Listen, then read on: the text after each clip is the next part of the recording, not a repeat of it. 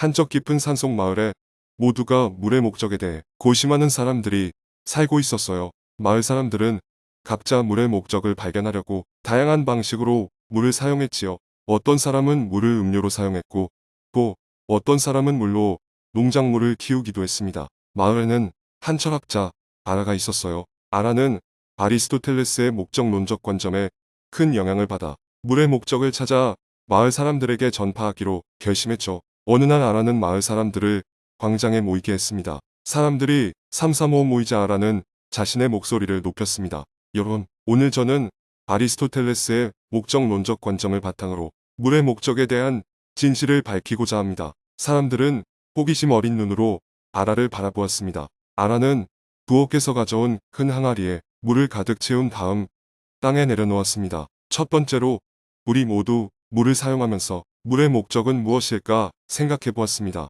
저희 마을의 농부 리아는 물을 논과 밭에 뿌려 작물을 키우지요. 리아, 물이 당신의 작물을 얼마나 잘 자라게 하는지 이야기해 줄 수 있나요? 리아는 조용히 일어나서 고개를 끄덕이며 대답했습니다. 물은 작물이 자라게 하는 필수 요소입니다. 물 없이 농작물을 키우는 것은 상상할 수도 없죠. 아라는 미소 지으며 말했습니다. 그렇죠. 물은 생명을 키우는 역할을 하지요. 하지만 그것이 물의 유일한 목적일까요? 사람들은 고개를 갸웃거리며 아라의 다음 말을 기다렸습니다. 자, 이제 두 번째로 물의 또 다른 용도를 생각해 볼까요? 저희 마을의 어부 리모는 매일 강에서 물고기를 잡지요. 리모, 물이 당신의 생업에 어떤 역할을 하는지 설명해 주실 수 있나요? 리모는 수줍게 고개를 들고 대답했습니다.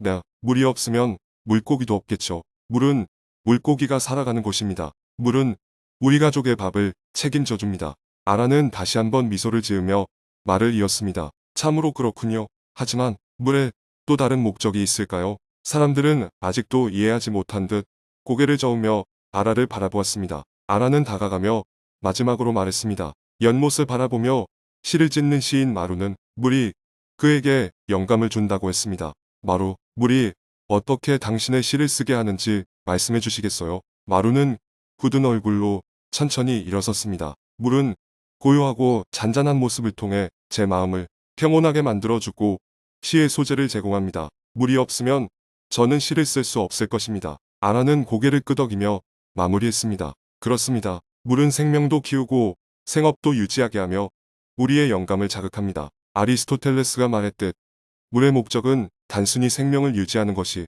아니라 우리의 삶 전체를 풍요롭게 하는 것입니다. 물은 각각의 목적을 통해 궁극적으로 우리의 행복을 돕습니다. 그리고 중용을 유지하며 물을 다양한 방식으로 활용해 행복을 추구하는 것이 바로 우리가 이뤄야 할 목적입니다. 사람들은 아라의 설명에 큰 감동을 받으며 각자의 마음속에서 물의 진정한 목적을 깨달았습니다. 그 후로 이 마을 사람들은 물을 더 소중하게 여기고 각자의 삶에서 행복을 찾는 방법으로 물을 활용했습니다. 물의 목적은 이렇게 다양한 성취를 통해 사람들의 삶을 풍요롭게 만들며 사람들은 아라의 지혜에 감사했습니다. 아라는 모든 이들에게 메시지를 전한 후 자신의 목표를 이루었다는 기쁨과 함께 조용히 산속의 집으로 돌아가 평온한 하루를 보냈습니다. 그리고 마을 사람들은 아리스토텔레스의 목적론적 관점을 마음속 깊이 새기며 살아갔습니다.